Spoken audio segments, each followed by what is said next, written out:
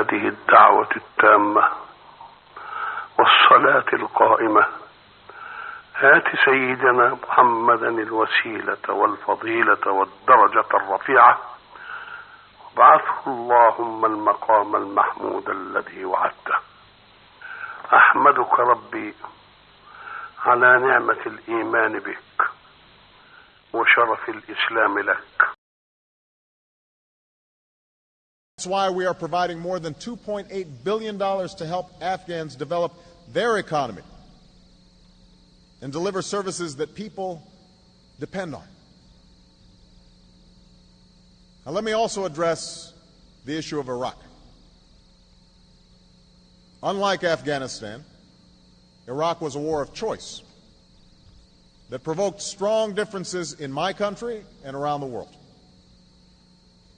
Although I believe that the Iraqi people are ultimately better off without the tyranny of Saddam Hussein, I also believe that events in Iraq have reminded America of the need to use diplomacy and build international consensus to resolve our problems whenever possible.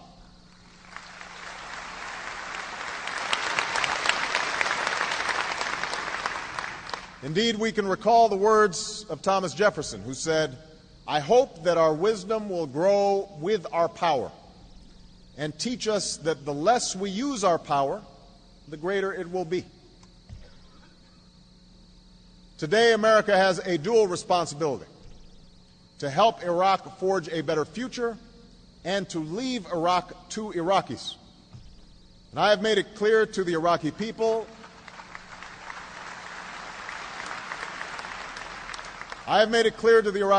that we pursue no bases and no claim on their territory or resources. Iraq's sovereignty is its own. And that's why I ordered the removal of our combat brigades by next August. That is why we will honor our agreement with Iraq's democratically elected government to remove combat troops from Iraqi cities by July, and to remove all of our troops from Iraq by 2012.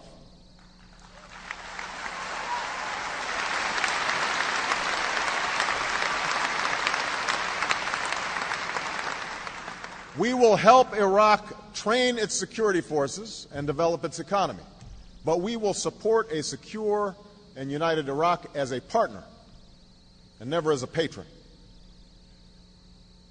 And finally, just as America can never tolerate violence by extremists, we must never alter or forget our principles. 9/11 was an enormous trauma to our country. The fear and anger that it provoked was understandable. But in some cases, it led us to act contrary to our traditions and our ideals. We are taking concrete actions to change course. I have unequivocally prohibited the use of torture by the United States, and I have ordered the prison at Guantanamo Bay closed by early next year.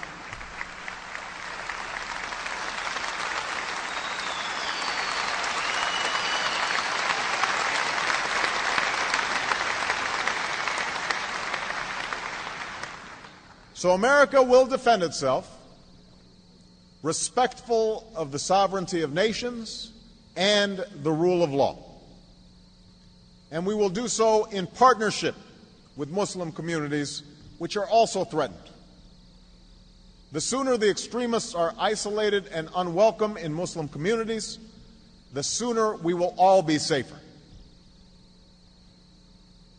Now, the second major source of tension that we need to discuss is the situation between Israelis, Palestinians, and the Arab world. America's strong bonds with Israel are well known. This bond is unbreakable.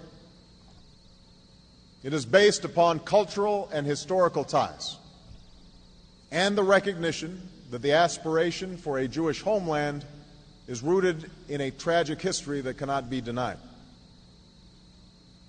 Around the world, the Jewish people were persecuted for centuries, and anti-Semitism in Europe culminated in an unprecedented Holocaust.